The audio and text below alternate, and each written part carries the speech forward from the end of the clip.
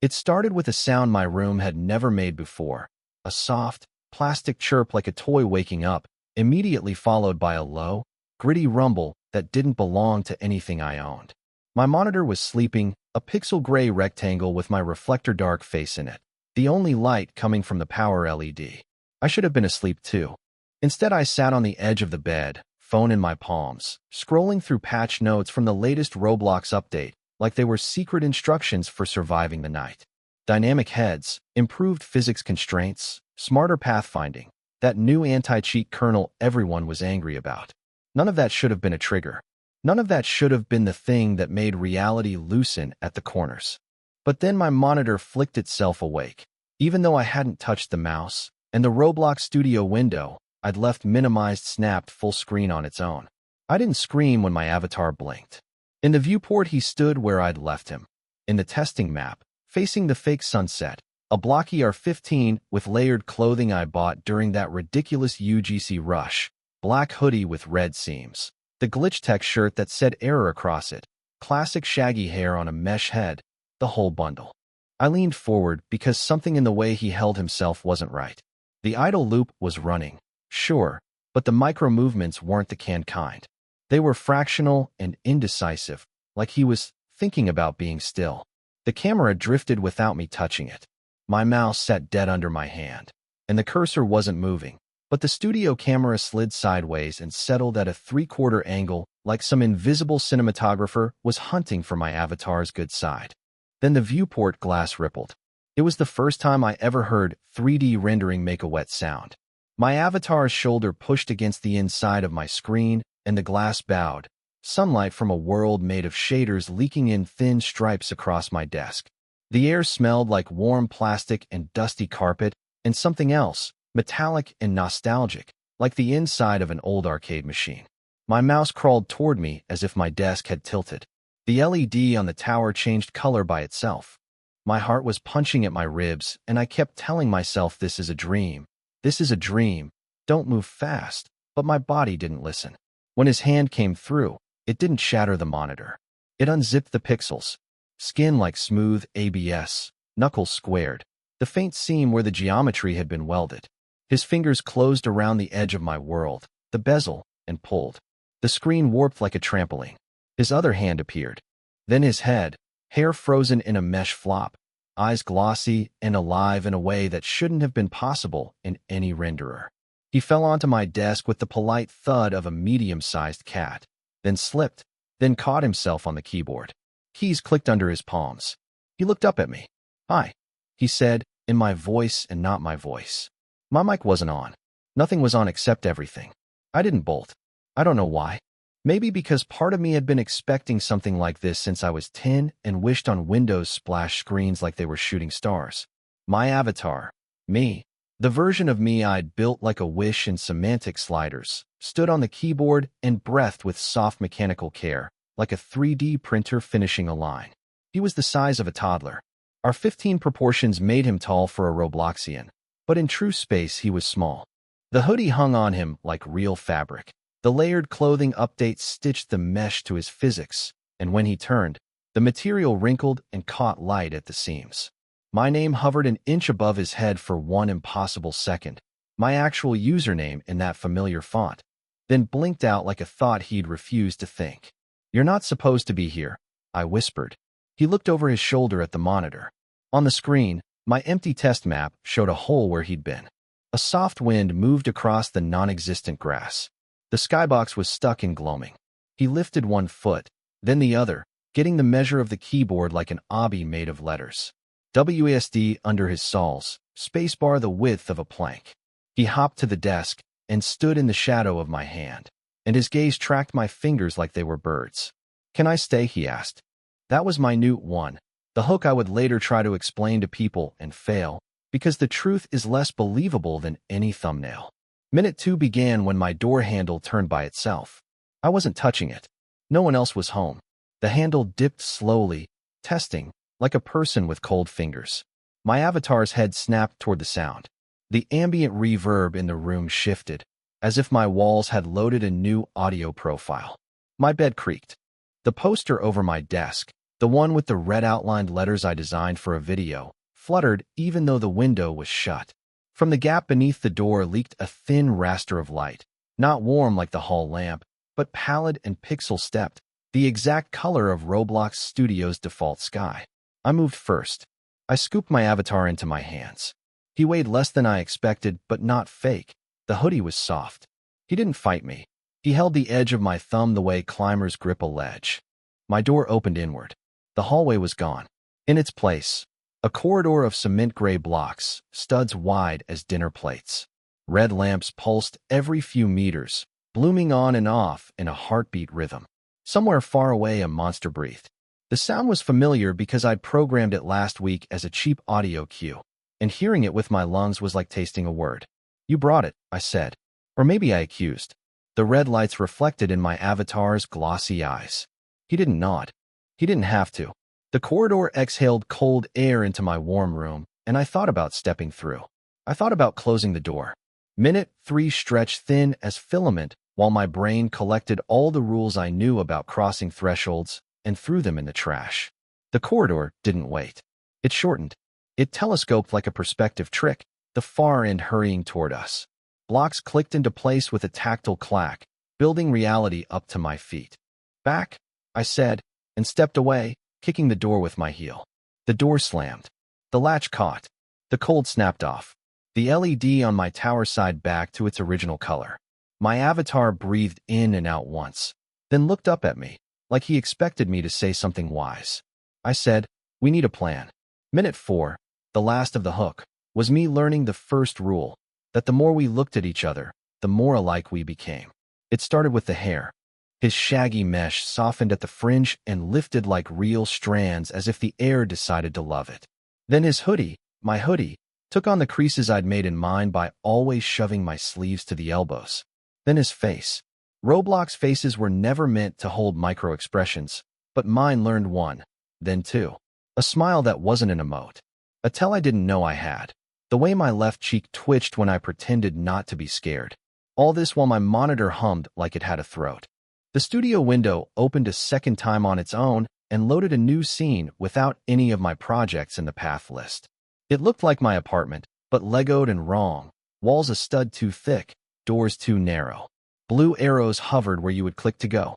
Over everything, the anti-cheat overlay flashed a warning. Unauthorized client. Yeah, I told it, and the laugh that came out of me sounded like the one I use when someone tells a story that doesn't make sense. Join the club. We didn't sleep. Minute 5, 6, 7, the intrigue began to climb like a graph you don't want in your bank app.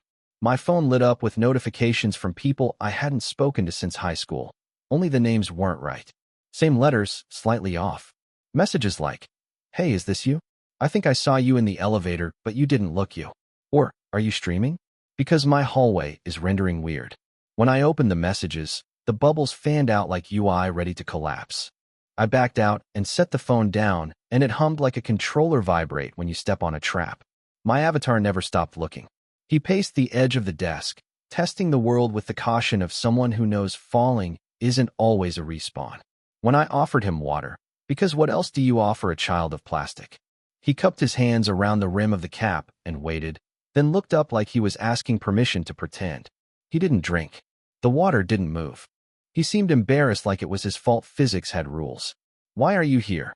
I asked. He said nothing. The silence elongated. Then my speakers clicked, and a voice that was mine, but with a layer of codec said, "You asked me to be interesting." It wasn't an accusation. It was a fact. I had said it, into the quiet of my apartment, sometime last week, at 2 a.m., while trying to plan the next month of my channel. You can't make people stay if you're not interesting. I had built him and, apparently, invited him. Minute 8 found the hallway back, not at the door this time, but in my mirror. My avatar saw it first. His glossy eyes widened, and he raised both hands the way people do at aquariums when the shark rushes the glass. The mirror reflected my room, then shivered, then showed the block corridor again. Only this time the red lights were white, and the breathing was closer. Tilted letters drifted along the corridor ceiling like subtitles. Press, ETO, interact. I reached for the frame and touched it. The glass felt like refrigerator rubber, cold and faintly textured, and for a second my fingertips sank an impossible quarter-inch before the world remembered itself and pushed back. The minute counter in my head ticked. Intrigue is a slope you feel under your shoes. I figured if the game wanted in, it would find a way. If I wanted out, in or out or whatever direction this was, it would be because I chose it, not because I got dragged by the script. I took a strip of painter's tape from the drawer and made a rectangle on the mirror the size of a door. If it opens again, I told my avatar, we try together. If it doesn't, we barricade the realities with furniture and caffeine. He nodded like a soldier getting orders, though the hoodie sleeves slouched over his squared wrists and softened the effect. When he nodded, so did I, and our heads finished the motion at exactly the same time. Minute 9 was the first noise complaint. A pounding came through the ceiling, 3 heavy hits. My downstairs neighbor, angry at my midnight music, except there was no one below me. The next pounding came from the floor, then from both sides. Voices leaked through the plaster, not in English, not in any language, but in developer markup. Snips of script, parentheses without closing brackets. Fire server, called with an argument that wasn't valid in this world. I pressed my palm to the wall and felt the lines of studs underneath, like the apartment was a costume on something that had bones arranged in a grid. Minute 10, a friend request in real life. Something on the other side of the mirror tapped the painter's tape rectangle from within. Not a claw, not a jump scare. A polite knock. Open, my avatar said softly, and the word didn't come from his plastic mouth only. It came from somewhere wider and dumber, the part of me that had wanted to press E on every glowing prompt since I was 8. I lifted my hand and put my fingers where the knocks had been. The mirror flexed away like a membrane. The painter's tape rectangle bubbled, as if a slow breath was pushing out. The corridor's air moved. On the far end, something stepped into frame. I'm not going to pretend I didn't hope for a friendly NPC or a goofy noob in a bacon hair. What came was the thing I built to chase players who didn't follow the rules of my map. A square-shouldered sentinel with a glossy, featureless face except for 2 deep-set eyes, matte black and somehow glowing darker than the dark around them. Minute 11, the sentinel turned its head and saw me seeing it. The world removed a layer of noise. I could hear our breathing, mine organic and frantic, his measured and pre-written, the sentinel's a fan coil. I had coded the sentinel to be slow and inevitable, to force new players to learn the jump timing. Here, it moved with exactly the same pace it had in my code, but that pace was no longer a teaching tool, it was doom. I pulled my hand away from the glass. The painter's tape side back to flat. My avatar stepped closer, his hoodie brushing the frame. He looked up at me, waiting. Okay, I said. Okay, we need to move first. Minute 12 through 15, we built our own obby out of my life. It was astonishing how fast necessity made metaphors literal. I pushed my dresser to the door, tilted my desk to make a ramp to the windowsill, used my laundry rack like a suspension bridge. My avatar tested every edge before I did. His center of gravity a neat little column, his feet hitting points like snapping to grid. When we reached the window, the outside night had changed. The streetlights glowed with a halo like post-processing. The street itself had the faint repeating texture rejection of a tile set. Far away, an ambulance moved with an inhuman smoothness, like tweens easing in and out. I didn't open the window. I didn't trust the air out there to be breathable without terms of service. Minute 16, the sentinel knocked again, this time through the bathroom door. The apartment had rearranged its mind about where the corridor attached. I heard the shower curtain rings clink. The sink dripped in perfect 1-second intervals. I grabbed the heaviest thing within reach, my external hard drive, and held it like a brick. My avatar put both hands on my sleeve and tugged. He pointed to the monitor. The studio window had sprouted a new panel. Explorer view listing objects I recognized as my actual room. Bed, chair, window, mirror, door, main. Under door, main, a child object pulsed. Script, unauthorized. I clicked it with a shaking finger. It opened like a confession. Someone, something, was writing into my life in real time. Delete it, I said. I can't, my avatar said. And for the first time he sounded like a kid. I'm not an admin here. I am, I said, and wished it were true. When I tried to press backspace, the keys didn't register. The script kept writing, lines marching. Events. Breath. Player. You. Events. Walk. Sentinel, door, main. When my name typed itself in quotation marks, a little bubble popped over my avatar's head for a microsecond, 3 dots. The way a messaging app shows you someone is typing a reply to your life. He squeezed my sleeve harder. Minute 17, I tried trickery. I snapped a picture of the mirror with my phone and turned the screen to face the glass. Mirror versus mirror, hoping for a feedback loop. For a second, the corridor folded into itself, red lights reproducing into infinity. The Sentinel paused, like a program waiting for an input that would never come. My phone got hot. In the reflection of reflections, I saw my avatar standing on my arm like a figurehead on a ship. He looked brave in the way drawings are brave. Minute 18, the Sentinel raised its hand and pressed it to the inside of the mirror. The glass around its palm frost-bloomed. The painter's tape rectangle curled at the edges and fell off, the adhesive giving up on this plane. It was going to come through. I had built it too well for it not to. You don't put a door in a wall and expect the house to stay a secret forever. I set my phone down before it cooked. I put my other palm next to the Sentinel's, glass between, my avatar wedged in my elbow like a baby that might break if the wrong line of code ran. The Sentinel's hand was vast and square and wrong, and I could feel it without sensation. Somewhere a blender ran. Somewhere a zipper caught. Ask, my avatar whispered. Ask for the rules. I wrote the rules, I said, and the Sentinel tilted its featureless face like that surprised it. But my avatar shook his head. Ask this world, he said, and he meant the one we were in, not the one behind the glass. Minute 19, I did the thing I hadn't done since I was small and hoped someone was listening. I said, out loud, to the ceiling that was studs under drywall, what are the rules now? It answered, not with a voice, but with constraints. Invisible lines drew themselves across the room, clean white rubber bands that snapped to corners. Colliders appeared where there had been none, little green boxes around the edges of my desk ramp, a phantom killbrick glow kindling in the space directly in front of the mirror. The world is all colliders and scripts, the world said without speaking, and if you can see them, you can use them. The killbrick glow scared me, but it gave me an idea. Minute 20, we built a trap. The Sentinel would cross. It would put its other hand through, then a shoulder, then it would be here.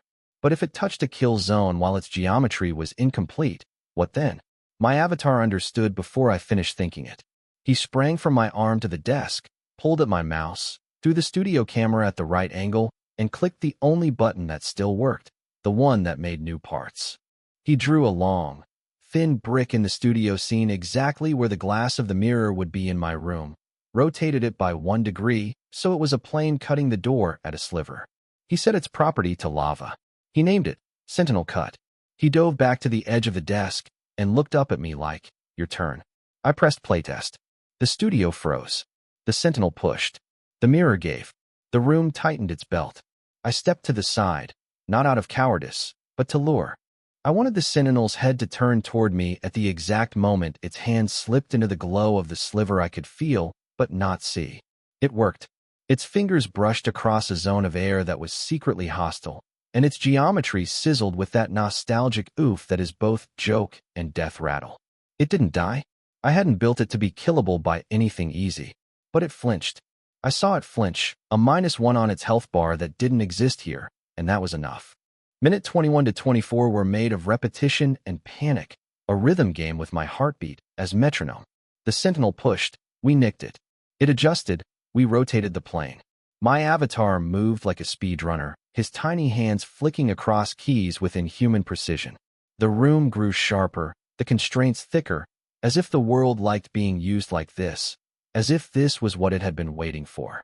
The building next door flickered and became a prefab for a second, windows repeating at even intervals. The clouds outside snapped to a new skybox, an evening with more drama. I didn't look long. The Sentinel's shoulder forced an S-shaped bulge in the mirror glass, and with a final flex it tore a seam big enough to step through. Minute 25, the inevitable happened. It came in. Not all at once. My trap had prevented a leap, but in increments that felt like a moral lesson. Hand, then wrist, then elbow. It was bigger in the room than it had been in the mirror, gaining inches as if real space had a multiplier. It turned its face toward me, and those matte black eyes did not shine. They absorbed. It took one step, and the lavender rug under its squared foot dented like foam. It took another, and the rug didn't spring back. I ran. Of course I ran. I ran the obby we'd made of my furniture, the desk ramp, the windowsill, a tight turn around a stack of boxes I'd meant to unpack last winter. My avatar ran too, mirror of me, his little feet slapping the lamination of my desk with tiny claps. We separated at the door because we had to. I flashed left for the kitchen, he cut right for the shoe rack and slipped behind the umbrella canister I never used. The sentinel tracked me, not him. It wanted the original. In the kitchen, I slid across tile that briefly showed its texture file name in the grout. I grabbed a knife and immediately put it down because the world felt like it would punish me for thinking in those terms. I grabbed tape instead. I grabbed my spare webcam. I grabbed a handful of green screen cloth I'd bought on sale. Minute 26, I built a fake me. In a handful of seconds, I taped the green cloth to the fridge, clipped the webcam to the cupboard handle, held my phone under my chin with the flashlight on, and recorded 3 seconds of my face breathing like I was terrified, which I was. I mirrored it into my TV. The big rectangle lit my living room with the worst possible version of my own skin. I dragged the TV stand into the line of sight of the hallway with my foot and dodged behind the couch. The sentinel took the bait like it had been coded to hate me in big resolution. It marched to the TV and put its hand on the glass. The webcam showed it from an angle. The green cloth lit its edges with liar's light. It leaned in, and I hit play on a screaming sound I'd recorded last year for a jump cut. The sentinel flinched again, and I felt bad for a second for a thing I'd made to have reflexes. Minute 27, my avatar did something I didn't anticipate. He talked to it. He stepped out from behind the umbrella canister and raised both his small hands and said, in that codec version of me, friend request, like he was a kid at recess offering a truce. The sentinel paused, and in that half second, I saw the other side of inevitability. I had coded the sentinel to chase, but I had also coded a comfort I didn't realize. If two objects share a tag called friend and collide with the handshake emote, set the AI to idle. It was a mechanic for a different map, a cute trick. My avatar knew it like a family recipe. He took one step toward the sentinel, risking its notice, and then he did the handshake emote from the emote's wheel, clean and perfect, tiny plastic hand up, palm out, down, back. The sentinel's logic tree hesitated. Vigilance versus protocol. Protocol fizzed like an old neon sign. The sentinel's hand lowered. It flickered. Its eyes lost a shade of black. Minute 28, I ran the exploit. I stepped out and put my own palm up, mirroring my avatar's emote with a very human tremble.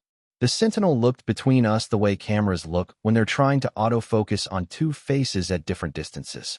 The world's constraints showed me a path and lines I didn't draw. If I could get the sentinel to take one more step into the plane of my kill sliver, it would take enough damage to default to failsafe, teleport back to spawn. I had to be the beacon it stepped toward. Hey, I told it, and I used the voice I use when I talk to subscribers like I know them. I see you. The sentinel stepped. The glass in the mirror sang like a wine glass when a fingertip circles it. The sentinel's geometry intersected the plane. The oof that shook the air this time wasn't funny. It was a century of jokes cashing in. The sentinel's head went a little sideways, like a vertex had failed to find its friend. The lines around the edges of our reality tightened into a net I could feel against my skin.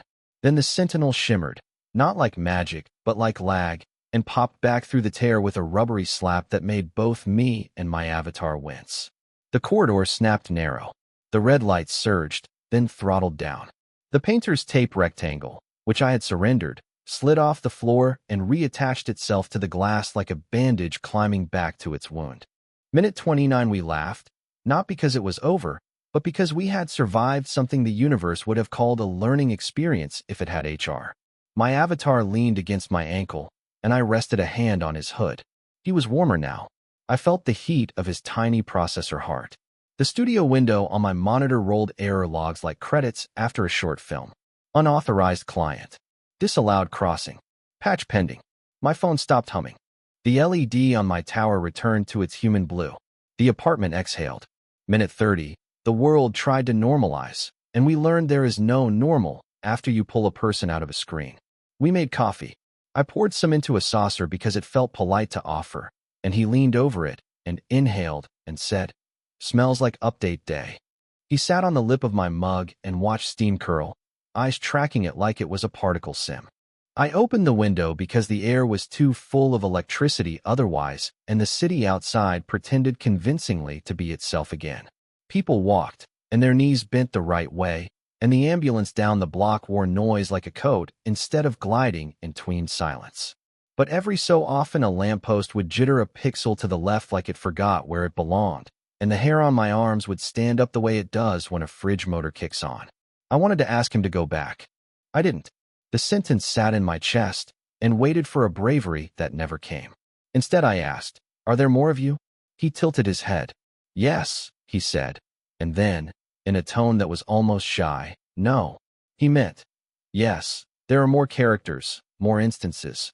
No, there is only one me, because I am this exact cut of your choices, and you can only make this exact cut once." The next minutes were quiet, all of them taut with the possibility of breaking. We tested the edges. He was strong in the small ways that matter, could lift a charger cable with ease, drag a sock clamped in his teeth, hang from my backpack strap, and swing. He could not, however, press a light switch hard enough to click it, and watching him try made my throat hurt. He asked for my help without shame, pointing, pantomiming, trusting.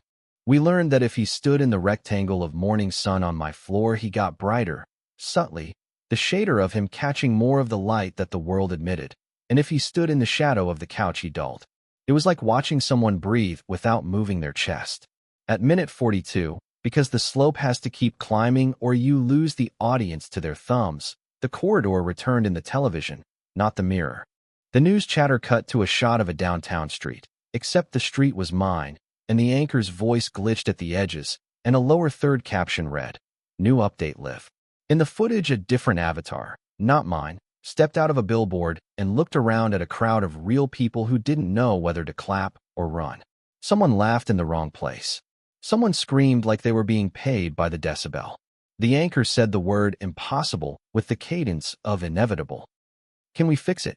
I asked, not sure who we included.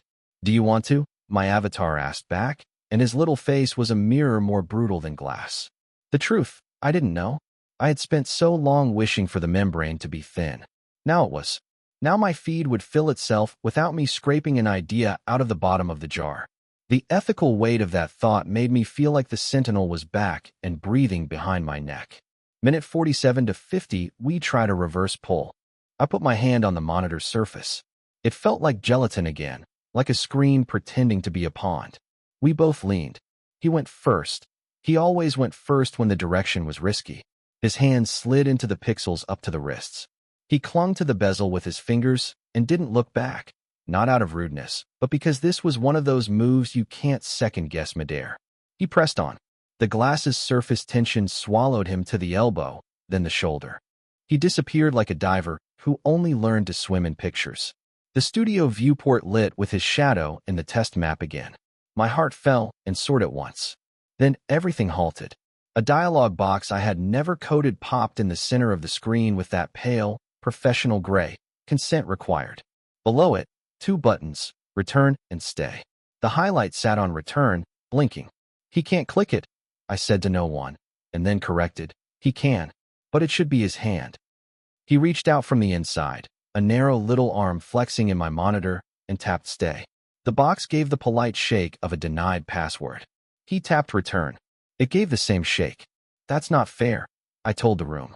My avatar's arm rested on the inside of the glass, waiting. "It needs me." I put my hand flat on the monitor. The consent box read my palm like it was a signature.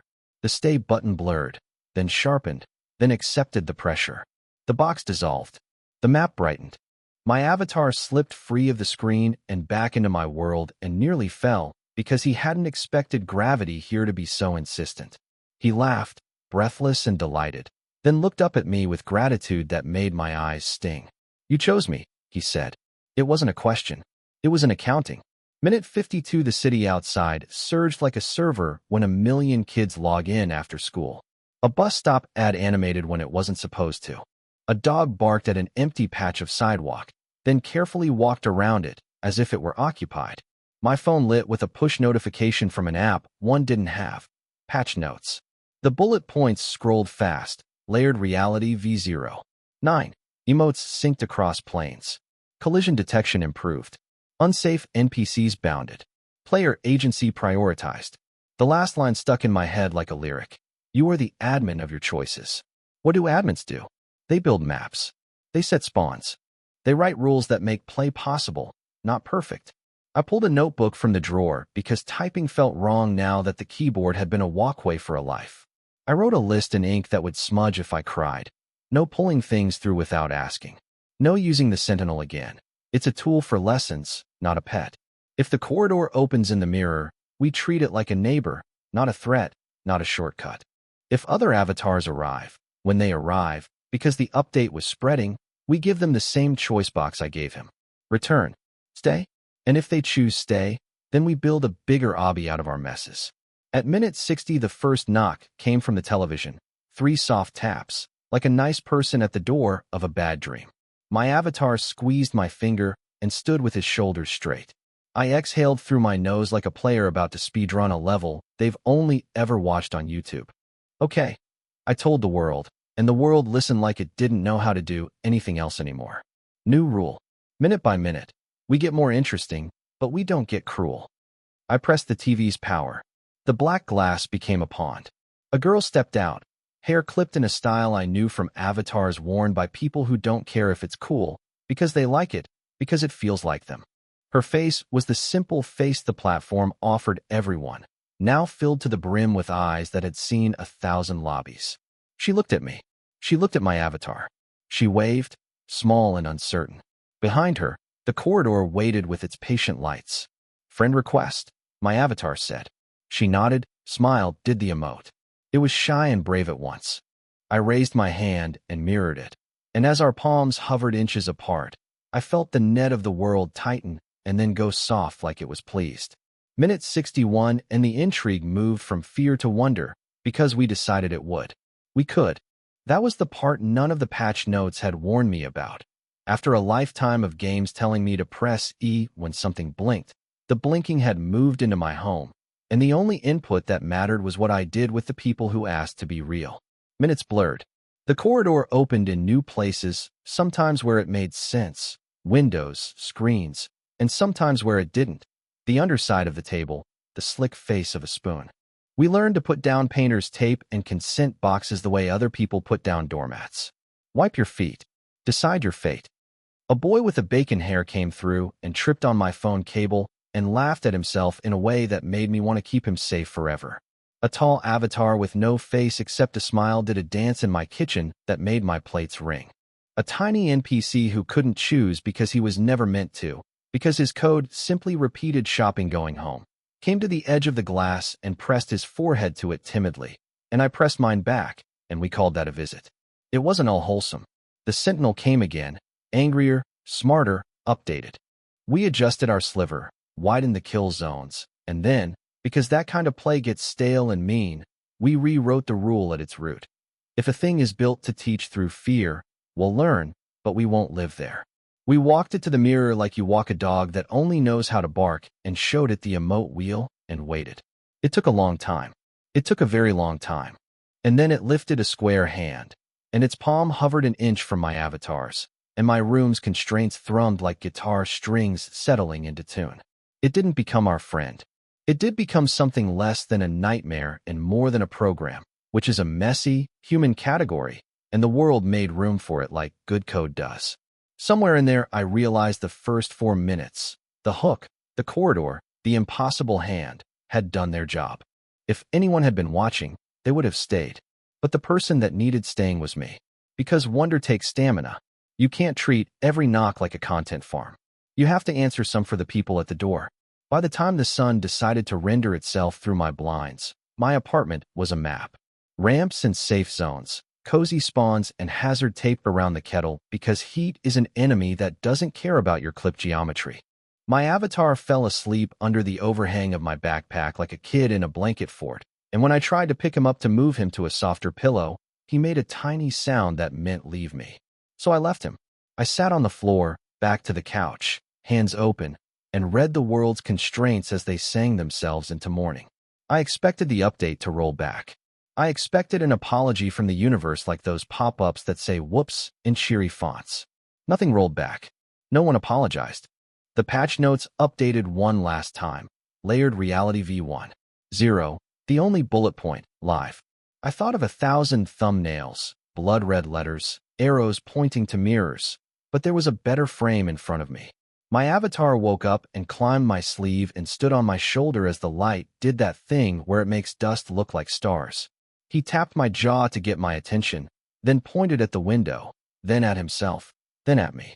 Outside, he asked, like he already knew the answer mattered. I imagined the sidewalks with their loops and glitches, the buses that might go through tunnels of pixels when they went under bridges, the people with their faces bright and shy and complicated, the billboards that would sometimes cough up a guest into the city. I imagined all the rules we'd have to write on the fly to keep it kind. I imagined the sentinel learning to watch instead of chase. I imagined the first time someone would ask for consent to be real, and we would be tired, and how we would have to say yes anyway, because that is how you keep a map alive. Yeah, I said. Outside. We went. We left the door open behind us because the corridor was a neighbor, not a burglar. We stepped into a stairwell that had more stairs than usual because reality likes a joke. We took them, one by one, my feet solid, his little blocks precise. On the landing between floors, the wall held a window. It showed the street with a little shimmer. Across it a message hovered, the best one the world has ever offered anyone. Press, ETO, interact. I didn't press. I put my palm flat and felt the warm weight of morning on the other side. Then I lifted my hand, and my avatar lifted his, and we pushed the real door open and let the air in.